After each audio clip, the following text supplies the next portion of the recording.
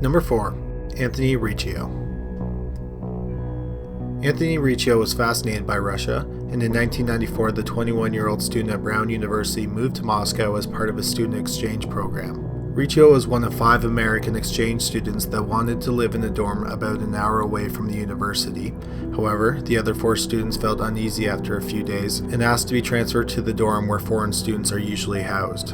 On September 20th, 1994, Riccio was found dead outside of his 18-story dormitory. It was apparent that he had fallen from one of the dorm's high balconies.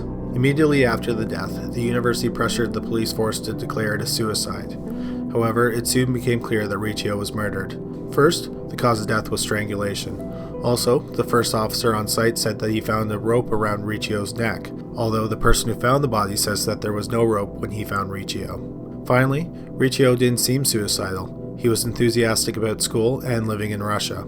After being pressured by the American embassy, the police launched a murder investigation, but it didn't come up with any suspects. The residents of the house believe that a member of the mafia strangled Riccio and then threw his body off the balcony. Number 3. Dianne Abbuhl.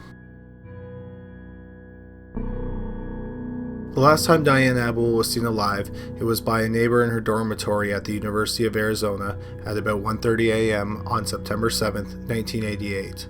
The next morning, her roommate went into her bedroom to turn off her alarm clock and found her bed empty. When Dianne didn't return to her dorm later that day, the police were alerted.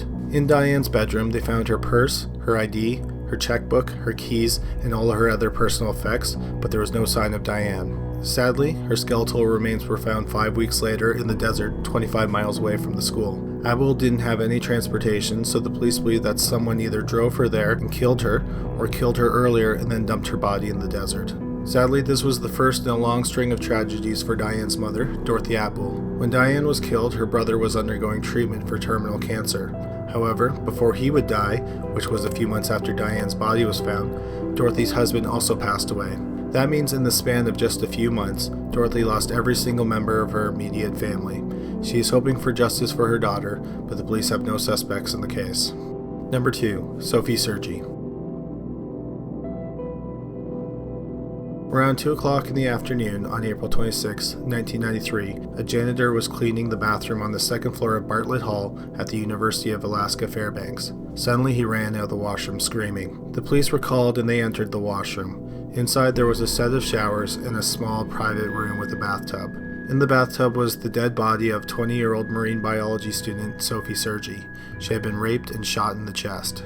The coroner placed the time of death at about 13 hours before the discovery of the body, meaning she died at about 1 a.m. At the time, it was a female-only floor on the residence. On the night of the murder, there were students going in and out of the dorms all night, and students were also up late on the floor studying because finals were just around the corner. Yet no one had heard the assault or the gunshot. People also used the washroom throughout the morning, completely unaware that Sergie was in the bathtub. The police have DNA evidence that they believe belongs to the killer, but has never been matched to an individual, and the identity of the person who is responsible for the brutal rape and murder of Sophie Sergie is still a mystery. Number 1. Chaim Weiss.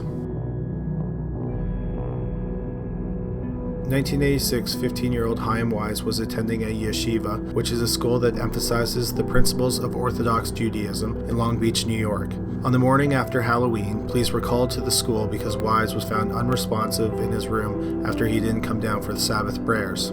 In the dorm, the police found Weiss dead on the floor. The window was open and a memorial candle was burning. Police later learned that these are rituals that Orthodox Jews perform when someone dies. Weiss was killed on Halloween night in a frenzied attack with a hatchet-like weapon which was never found. He had been stabbed multiple times in the head, neck, and chest.